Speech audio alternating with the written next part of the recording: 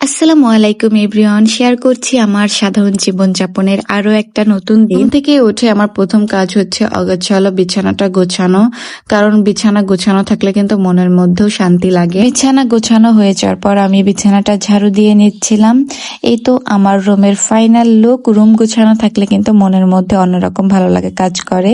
তারপর আমি আমার রান্নাঘরে জানালা খুলে দিচ্ছিলাম। এই জানালা দিয়ে কিন্তু এত বাতাস আসে, মাশাআল্লাহ, খুবই ভালো লাগে। তারপর তো পাখির কিচিরমিচির শব্দ আছেই, সব মিলিয়ে অন্যরকম একটা শান্তি দেয়। তারপর আমি ফ্রিজ থেকে মাংস বের করে নিচ্ছিলাম। আজকে ইফতারিতে একটু খিচুড়ি রান্না করব, এই জন্য এখান থেকে মাংসটা বের করে নিচ্ছিলাম। ইফতারের পরে একটু বাহিরে যাব, এই জন্য ঝটপট আমি খিচুড়িটা রান্না করব, কারণ খিচুড়িটা আমার হাজবেন্ড অনেক বেশি পছন্দ করে, আর যেহেতু সময়ও কম লাগে এই জন্য খিচুড়িটা রান্না করাই বেস্ট হবে আমার মতে। তারপর আমি মাংসটা বের করে ভিজিয়ে রাখবো, কারণ মাংসটা গলতে কিছুটা সময় নেবে।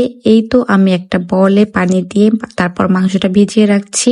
তারপর আমি মাংসটা বসিয়ে দিয়েছিলাম। ভিডিও নিতে খেয়াল ছিল না, কারণ সময় খুবই কম ছিল। এখানে আমি চাল ডাল একসাথে করে ভিজিয়ে রেখে তারপর ধুয়ে নিচ্ছিলাম, কারণ চাল ডাল একটু বেশিক্ষণ ভিজিয়ে রাখলে খিচুড়িটা অনেক তাড়াতাড়ি হয়ে যায়।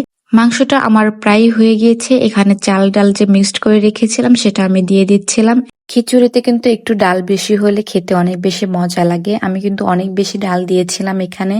এই তো আমি একটু নাড়াচাড়া দিয়ে নিচ্ছিলাম। একটু ভাজা ভাজা করে নিলে খিচুড়িটা খেতে অনেক বেশি মজা লাগে। তারপর আমি পানি দিয়ে এখানে ফুটিয়ে নিচ্ছিলাম। এই তো আমার খিচুড়ি ফাইনাল লুক। খুবই সুন্দর হয়েছিল, মাশাআল্লাহ, খুব ঝরঝরে হয়েছিল। তো এভরিওয়ান, ভিডিওটা এই পর্যন্তই। ভিডিওটা তোমাদের কেমন লেগেছে এবং তোমরা কে কোন জায়গা থেকে আমার ভিডিওটা দেখছো অবশ্যই কমেন্ট করে জানিয়ে যেও। দেখা হবে আবার কোনো এক নতুন ভিডিওতে। ততক্ষণ তোমরা ভালো থেকো, সুস্থ থেকো। আল্লাহ হাফেজ।